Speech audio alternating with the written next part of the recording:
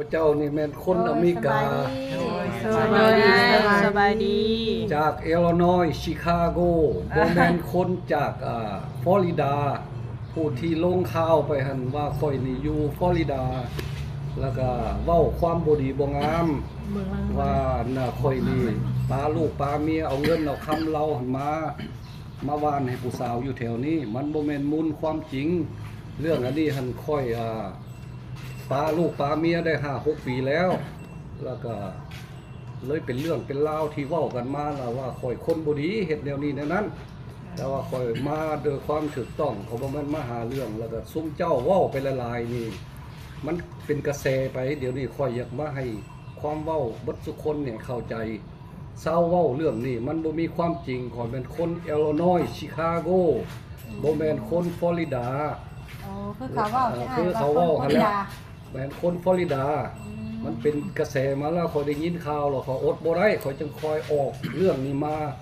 แล้วก็มาสั่งสอนพวกที่คอมเมนต์ความบ่ถูกนี่แหละบ่แม่นว่าความบ่มีอย่าสุไปหาเว้าให้คนมันบ่มีความจริงมันอาจสิเป็นเว้นเป็นกรรมแก่เจ้าให้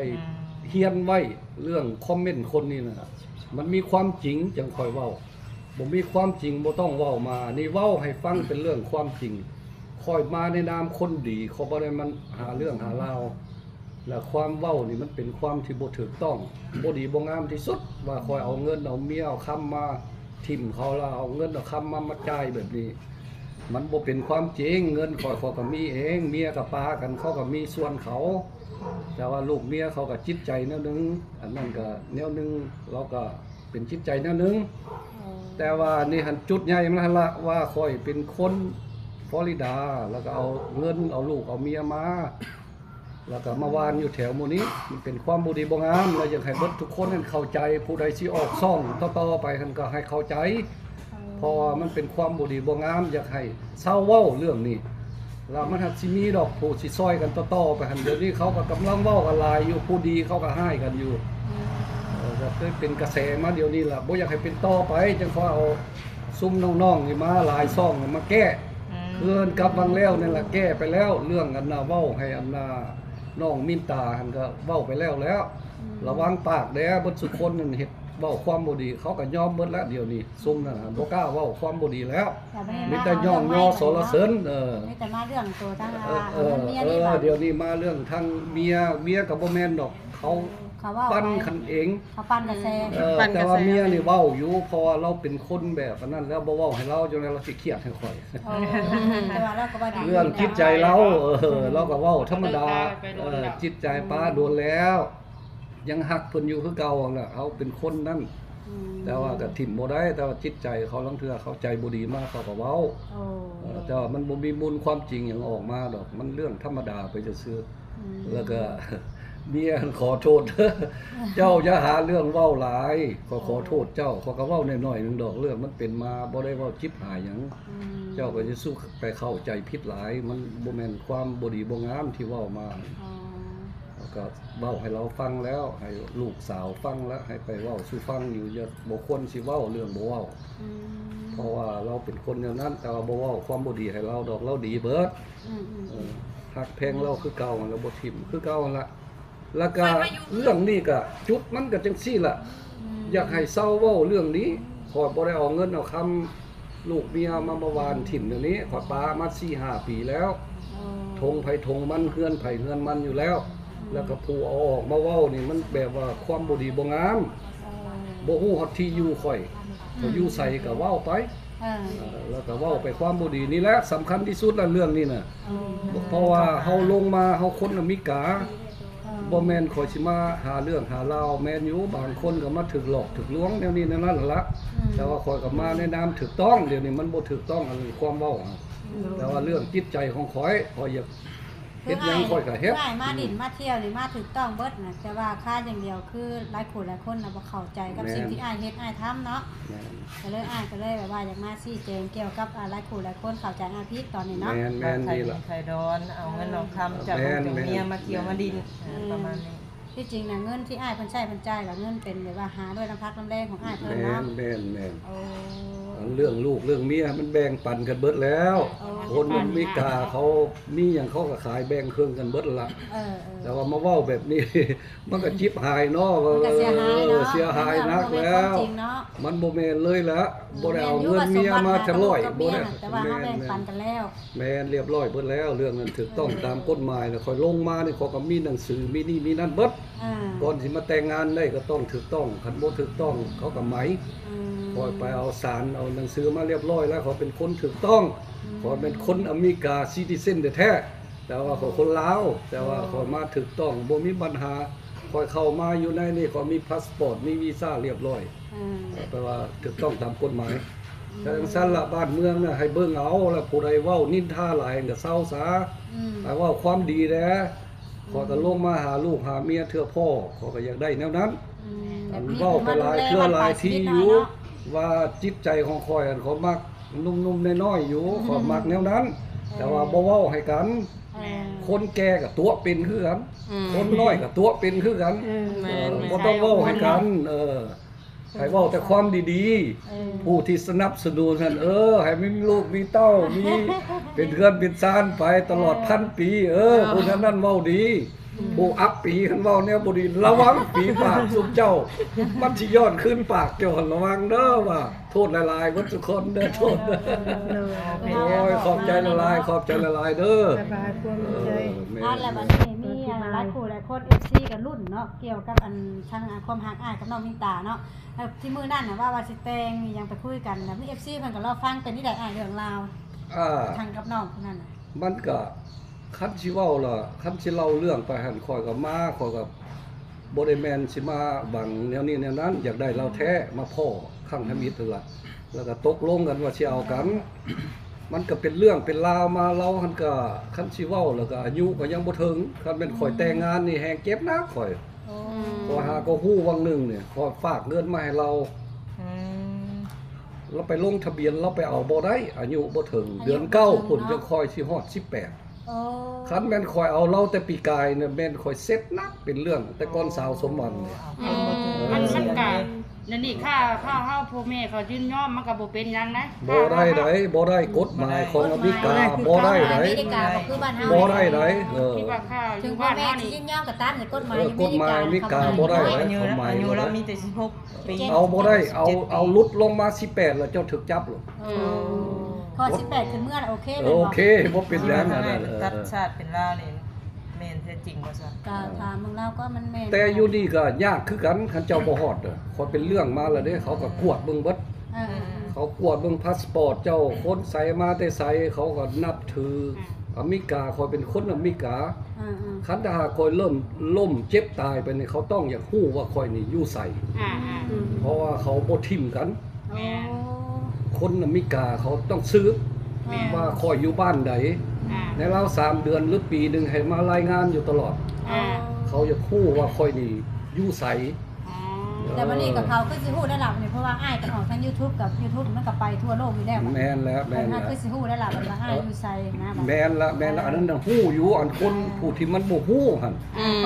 สำคัญตัวนี้ แต่ว่าเขาต้องได้ไปรายงานตัวนี่ ก็จะรายงานตลอดแล้วต้องไปรายงานเลยไปรายงานองค์การของคนเจ้าเมืองอยู่อันเซโนนี่ล่ะไปอเมริกามาเท่าใดเขาก็บอกมาเสนอบ่มีพิษบ่มีหยังหรอกไม่ต้องมาบอกรายงานเพราะว่าที่เสนอองค์การของเขาคนอเมริกาเขาอยากฮู้ว่าไปอยู่ไสนอนอยู่ไสลางเทื่อเกิดเจ็บตายมาเขาก็อยากฮู้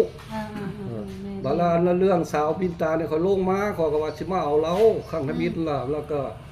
เกิดเรื่องมังงองมังแงงข่อยฮู้แต่น้อยนึงเขาก็เลยบ่เข้าเรื่องกันล้มกันก็บ่เข้า และอ้ายฮู้ว่าสว่าที่ว่าเราบ่มักเพศชายเรามักเพศเดียว ยังว่าอันนี้ยังล้มไปสุดท้ายอยู่ สร้างว่าสิสอะไร ถ้าเรามักเพศเดียวกันนี่เราบ่ ยังว่าอันนี้เรื่องสุดท้ายตัวนี้น่ะเรื่องทบิดนี่ข่อยมาพ่อเราข่อยก็บ่ฮู้เรื่องไผละจักไผสิเป็นหยังข่อยก็บ่ฮู้แหละจักไผเป็นไผละฮู้แต่เรามาเป็นคนที่5ที่เสนอไปครั้งแล้วหั่นมาพบเราแล้วก็เอาบ่เอาแต่งงานบ่เอาเท่าใดสินสอดอันใดเท่าใดก็เอาก็ข่อยก็ตกลงเบิดบัดแล้วข่อยว่าสิมาแต่งงาน บาดนี้น่ะเงินเอามาหน่อยมันบ่พอก็เมื่อเอาเงินไหม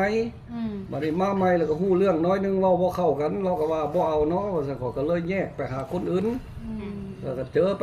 ก็มาเจอสมหวังนี้บาดนี้เจอสมหวังแล้วก็เอากันก็เป็นเรื่องไปเพราะว่ามื้อเดียวเอารถ อืม มันก็บ่ถูกต้อง มันก็ ผู้ใหญ่ก็เว้าหลายคนอยู่ ต้องเบิ่งก่อนเนาะ ต้องเบิ่งก่อนบ่แม่นสิเอาบาทเดียว แม่น ผู้สาวก็หลายคนห้ามอยู่ว่าอ้ายเอ้ยขอเจ้าในลาวเดือน2เดือนนี่ก็ให้โอกาสข่อยแด้ อ่า บ่แม่นสิเอาบาทเดียวเห็นบ่เจ้าเอาสาวสมหวังนี่มื้อเดียวเอาโลดเป็นเรื่องนักอ้ายเอ้ยเดี๋ยวนี้น่ะเขาผู้สาวที่ยังล้มกันอยู่นั่นเขาก็เว้าให้ฟังอยู่ มันนี่เป็นได้สารหลังจากที่ว่าตัดสินใจของท่านน้องมินตาแล้วเป็นได้ทั้งตอนนี้มีผู้ใหม่บ่หรือว่าใดๆ เดี๋ยวนี้หั่นค่อยหั่นค่อยล้มผู้ใดก็อย่าค่อยต้องเลือกไว้ข้างหน้าคันถ้าหากค่อยบ่ได้ผู้นี้ค่อยต้องนำไปหาผู้นั้นมันแปลงซัดมี อยู่ในใจเรา อยู่ในใจเขามี3-4 คนแล้ว โอ้ ธรรมดา ในข้างหน้าดิล้มกันเรียบร้อยแล้วเอาอ้ายเบิดแต่ว่าให้อ้ายแล้วเรื่องผู้นี้ก่อน อาจจะเบิ่งแต่ละคนก่อน แสดงว่าธรรมดา ให้ ได้ ผู้ เลย นี้ เนาะ แล้วไปแล้วจะคอยสิต่อไปผู้ใหม่คันผู้ใหม่บ่ได้เขาก็เอาผู้นั้นต่อไปเลี้ยงแถวไว้แล้ว 3-4 คนแล้วคอยหัวอยู่ดิเว้าแล้วก็ว่าคอยเว้าเล่นมันบ่แม่นเว้าเล่นล่ะ แต่ว่าพูดถึงปิดมันสมหวังหรือว่าเป็นไปได้ค่ะ แล้ว แล้วเลยเนอะ แล้วเลยขอยมา มันดีอยู่แล้ว บังเอาเด้ ปัจจุบัน บาง มันดี แตงบางแตงหั่นล่ะมันดักโชค ถ้า ชะ มัน ตา โดยถ้ามันแกนตะ แม กัน นแมนมันหลอกขาดบ่ได้ แม่น เดี๋ยวนี้หันผู้ที่2แม่นน้องมินตาเนี่ยคันเว้าทำอิฐท่านน้องมินตาก่อนหมูเว้าบ่เข้ากันได้ยินเล็กๆน้อยๆเขาก็เลยห่างไปหาผู้อื่น บัดนี้ก็เลยบังเอิญมาเจอน้องอันดาสมหวังนี้บัดนี้ก็เป็นเรื่องมากับป้ากลับขึ้นมาหาน้องมินตานี่คือเก่าเพราะว่าสงสารเราเคยเว้ากับเราแล้ว ว่าข่อยสิเลี้ยงเรารับเลี้ยงเราบัดนี้ข่อยสงสารว่าข่อยปล่อยเราไปแล้วเราอาจสิเป็นทุกข์ข่อยเลยคิดฮอดแต่อย่างเดียวนั่นล่ะเดี๋ยวนี้ยังสงสารเราถึงป้าก็ยาข่อยญาติเป็นเรื่องแห้งเดี๋ยวนี้ คันเราโทรกลับมาว่าข่อยสิเอาอ้ายเดี๋ยวนี้เซ็ตข่อยข่อยก็เลยเว้ากับผู้อื่นอีกอยู่เด้เดี๋ยวนี้ เอา ก็ยังว่า ได้ไรเนาะบาด การสิเอาจะจ่อแล้วก็ย่าน กันบาดนี้น่ะ3คนสิตำกันเดียวนี้เซ็ตข่อยน่ะ ย่านรถไฟต่ำกัน จัก บ่ สิเอาผู้ใดบาดนี้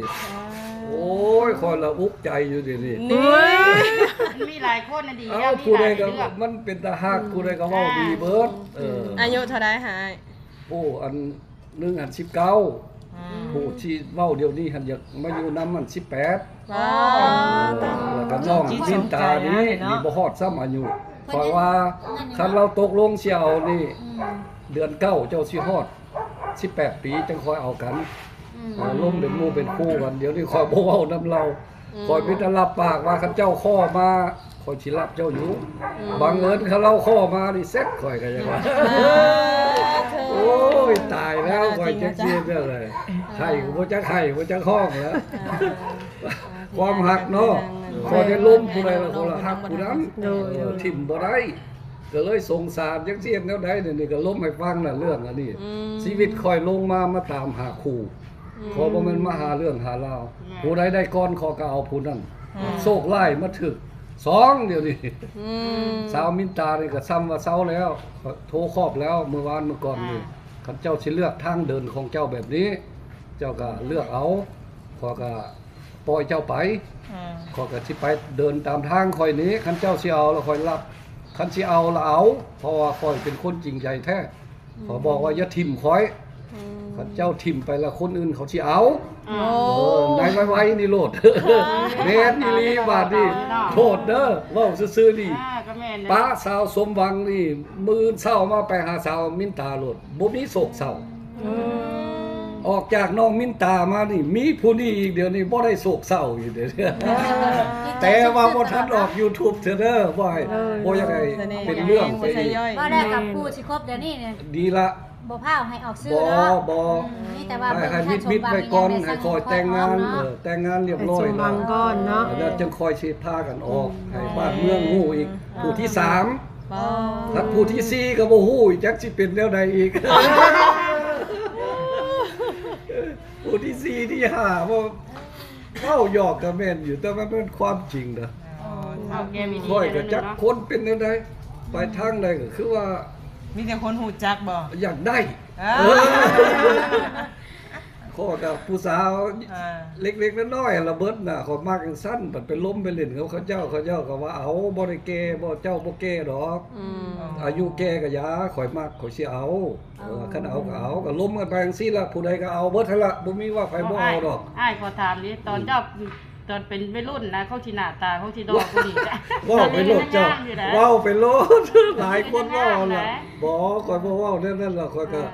ธรรมดานี่ล่ะแต่ข่อยไปวัดมานี่มันผิดนี่ผิดนั่นข่อยก็ไปแก้บ้าน แต่ขนาดอาจารย์เนี่ยทั้ง3ผู้สาวเจ้านี่มีจักคน5คน ป้า แล้วอายุจักปี18 19 18ปาดโทษพอออกนี่คือว่ามีเสน่ห์อย่างเนาะ ว่ะ บ่มีเสน่ห์ว่ะอาจา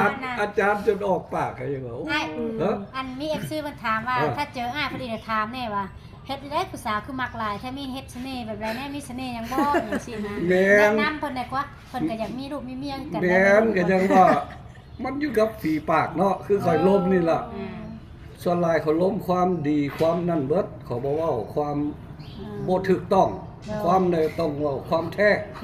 คนฟังมันก็คือว่าแท้เนาะ มาเบิ่งแล้วว่า ขอรบกวนจักประมาณ10นาทีเลย ขออนุญาตได้หนึ่งเด้อ โดยครับใจ แล้วก็นั่นละ คุยแล้วเนาะ มื้อวานนี่ก็ไปซื้อปิ้งไก่อยู่หั่น มีเขาเจ้าแล่นออกมา โอ้ยมาขอถ่ายรูปน้ำคนดังเลยดูว่าซั่นมาถ่ายโลดว่าซั่น โดย ถ่ายแล้วห้อยอ้ายนี่คือมีเสน่ห์อีหยังสอนให้ได้ดูว่าซั่นบ่มีว่านี่มีแต่เจ้าล้มเอาเด้อฝีปากเจ้าน่ะ ผู้อยู่ข้างห้องก็ยังได้ชนีอยู่จักนี่เนาะ ยังยิ้มอยู่ได้ทางใด โดยนี่สาได้บ่นี่สาได้ แม่นก็ โดยจำได้แล้วว่า แล้วแต่ผู้ใดอยากถามนั่นได้ก็ถาม ผู้ใด ไปโล มา ด เรื่อยจำได้อยู่เนาะ ผู้ใดอยากถามนั่นได้ก็ถามไปโลดเรื่องข่อยเว้ามีแต่ความจริงเบิด มีแต่อยากสอน YouTube นี่ล่ะผู้คอมเมนต์นี่ล่ะ จุดใหญ่ของมันบ่มีไผเว้าให้เขาดอกคอยนี่ล่ะเป็นคนข้างธมิตร เขาว่า เทื่อนี่เทื่อที่สองล่ะคอยสอนคนน่ะ ซัวเซียนะ บ่ให้เว้าโลโลเลแก่คนเขามาเขาอยากได้หยังก็ย่าเขา เกิดคอยว่าคอยอยากไปกินสินกินทานทำโรงเรียนนำเขาดีก่อนก่อนจะสิเอาเงินมาวานให้ผู้แซ่ผู้สาวจิตใจของข่อยทานโรงเรียนเขาก็บ่ดีใจขอมาทานผู้สาวก็จิตใจข่อย ให้เรื่องขออนุญาตถามเด้อมี FC เพิ่นว่าอยากให้น้องแนะนำอ้ายว่า อันเงินที่เอาไปเปอุตสาห์ซะหน่อยนี่คือบ่เอาไปแบบบริจาคคนทุกข์คนยากอย่างเช่นเคยคิดแบบจะไปบริจาค แม่นเรื่องอันนี้หันค่อย มันคนละอย่างกันตัวนี้เนาะ ค่อยเป็นคนที่ทำบุญมานี่วัดค่อยก็สร้างขอไปเพิ่นทนลิงเฮ็ดลายขอไปใส่เขาก็ให้เบิด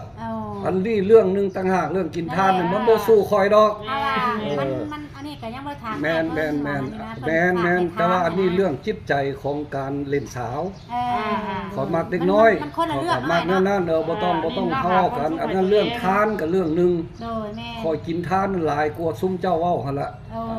เรื่องนี้บ่ให้ตัวดอกขอมีฮอดทูปมีฮอดวัดคอยเฮ็ด เรากินทานหลายแล้วเราจัง โอ้หลายแล้วเขาจึงคอยมีบุญมาเจอปานนี้ล่ะ ก็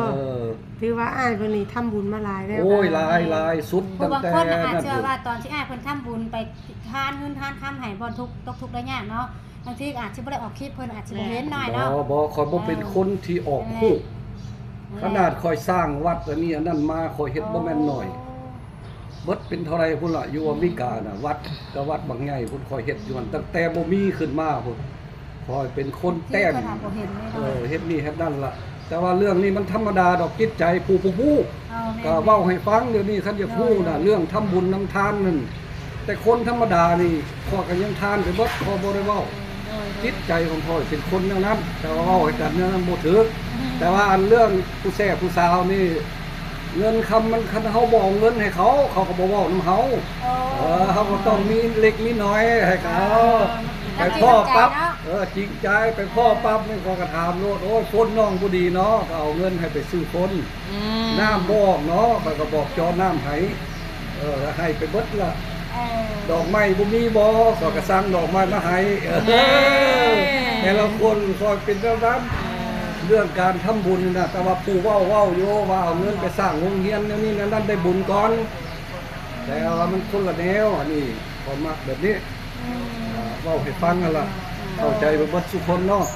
บาดนี้เห็นเขาเว้าหันเดี๋ยวนี้หันคนทั้งหลายโทรมาหาข่อยหันข่อยมีลูกแส่หลานสาวเอาบ่อยู่เมืองไทยก็โทรมาเพราะว่ารับบ่ได้ขอให้ข่อยไปตามเรื่องข่อยก่อนถ้าอยากได้ก็ส่งรูปมาให้ YouTube หัน YouTube เบิ่งครับข่อยมีโอกาสข่อยก็สิล้มโทรมาเมื่อวานนี่ก็โทรเขาอยู่พุ่นมุกดาหารพุ่นเพราะว่าเขามีลูกมีหลานอย่างนี้นั่นคันมีลูกมีเต้าแล้วบ่ต้องโทรมานะข่อยบ่เอาเพราะว่าง่ายคืออ้ายนี่เขาว่าไม่ห้างไม่หยังนี่บ่มัก บ่เอาก็ยังว่าเรื่องของมันกับชาวสมหวังนี่แหละก็เป็นเรื่องกันมาแล้วสุดท้ายแล้วเราว่าเราเป็นห้างขอก็เลยว่าก็ยาคันเจ้าเป็นห้างก็สิรับเอาซะเจ้าเป็นน่าสงสารหลายถึงเจ้าสิเป็นหยังมาข่อยก็เอาคันข่อยรับคนก็ขอบ่ติ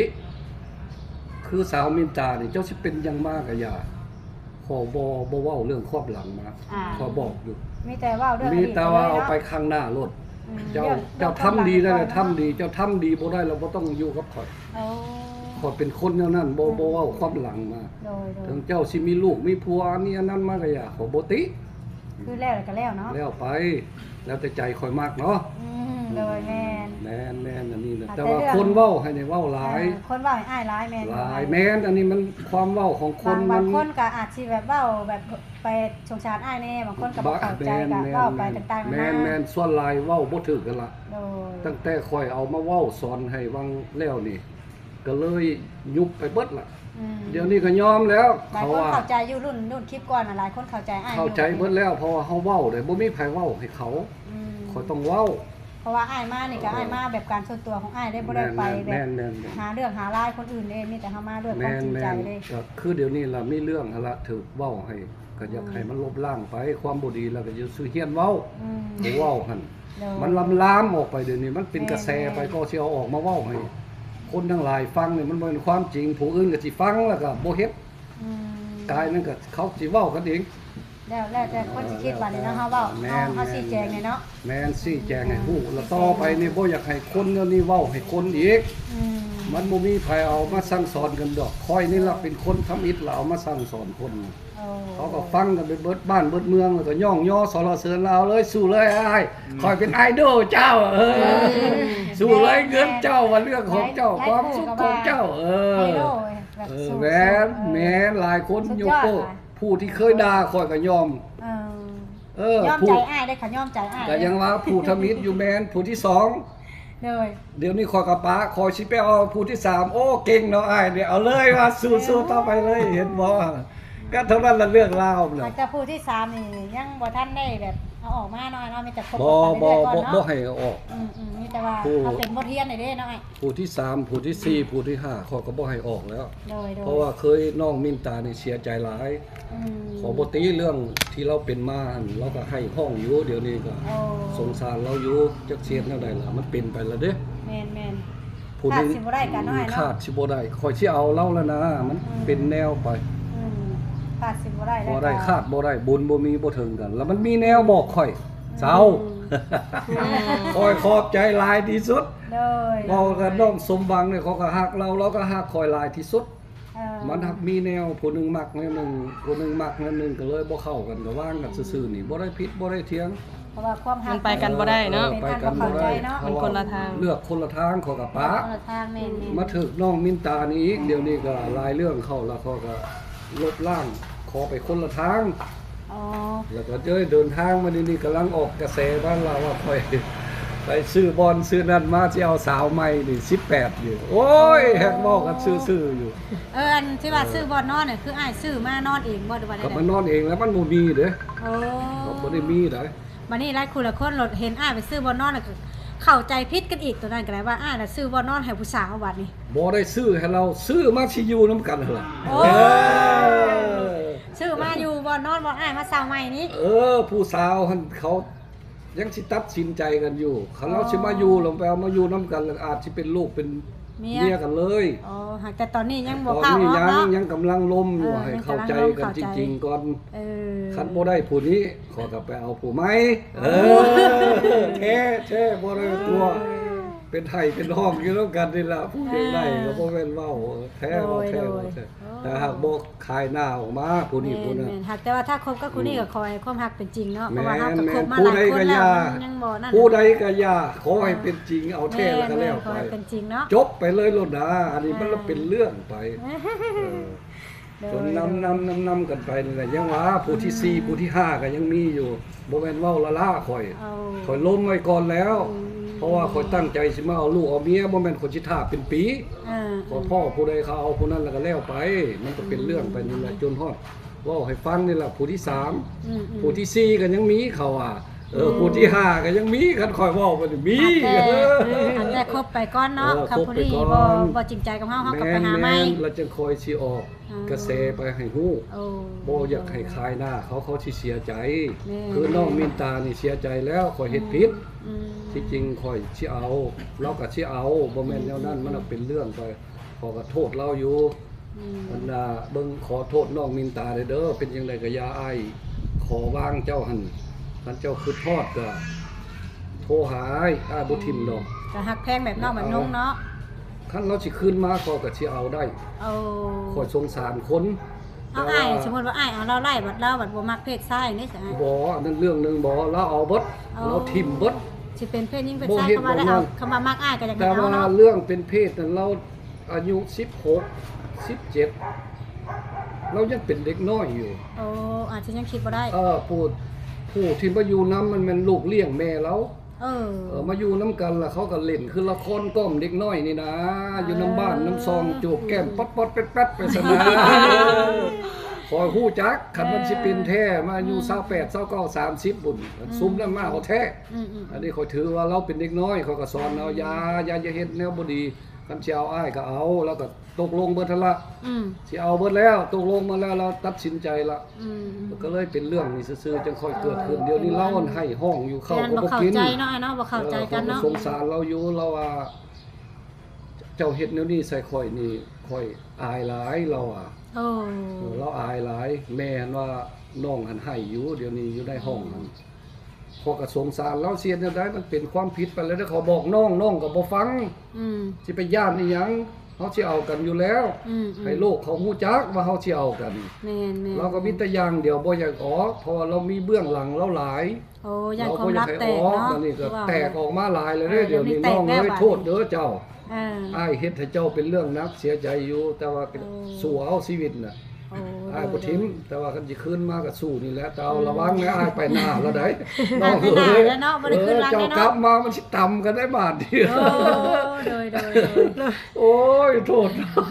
การแต่รถไฟต่ำกันแน่เนาะ ต่ำแท้แล้วก็ขอยไปหน้าล่ะ นี่ครับไปหน้าเฮาก็บ่อยากกลับคืนหลังเนาะ บ่แล้ว เอาไปหน้าอย่างเดียว ไปหน้าก็ขอบอกน้องแล้วก็วางกันไปกันแล้วคันเราสิ ไปหน้าอย่างเดียวก็หักแต่ว่าอยากเจอผู้สาวคนใดก็อยากให้อ้ายเบิ่งใจกันล้นเติบด้วยอ้ายเด้อเด้อ ก็แม่น เพราะว่าเฮาจะได้ฮู้นิสัยเขา เป็ เด้ นบทเรียนมาแล้ว แม่นอ้ายก็มีบทเรียนมาแบบว่าเสียเงินเสียค่าหลายแล้วนะ แม่น เพราะว่าเดี๋ยวนี้น่ะหลายคู่หลายคนก็เป็นห่วงอ้ายเรื่องที่แบบว่าย่านถูกตัวถูกดอก แม่นก็หลายคนเว้าแนวนั้นล่ะแต่ว่าข่อยก็ยาอันเรื่องนั้นนี่เจ้าบ่ฮู้ดอกผู้สิตัวน่ะ แม่นเฮาบ่ฮู้แหละจะว่าให้เบิ่งใจกันล้นเติบ เขาว่าเป็นหยังบ่เอาผู้อายุสูงหันเดี๋ยวนี้เขาก็ยังเว้าอยู่กระแสหั่น แม่น แต่ว่าข่อยแก้มาแล้ววันแล้วนี่ ก็คือเฮามักเนาะ 40ก็ตัวเป็นคอยเอาผู้น้อย18 ปีนี่คอยสอนเอายังดีก่อนจืนไข่บ่เป็นผู้บรรฮู้แล้วให้ตัวเก่ง โดย มันแม่น เขา แท้ ก็บ่ฮู้ใจคือว่าแหละเนาะ แม่น เขาก็บ่ฮู้ใจเขา ผู้น้อยเขาก็ยังตัวบ่เป็นเขามีแต่เล่นก็แนวหนึง บ่เป็นหยังพี่น้องความ ตัวหรือตัวขึ้นกับคนเฮา ความ เนาะ หักของอ้ายเพิ่น แต่ว่าถึกแล้วหมู่ครูอยู่ในเวียงจันทน์เขามาถึกหลอกลายแล้ว โอ้ ปลุกเพื่อนปลุกซานเฮ็ดห้านอาหารให้แนวนี้แนวนั้นไม่ห้างไม่ไม้ล่ะ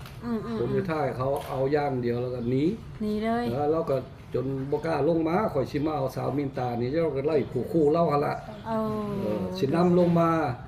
บาดนี้ฟังไปฟังมาบ่เอาเลยเราอ่ะ ว่าแล้วสิ คอมเมนต์มาเราก็บ่เอาเรา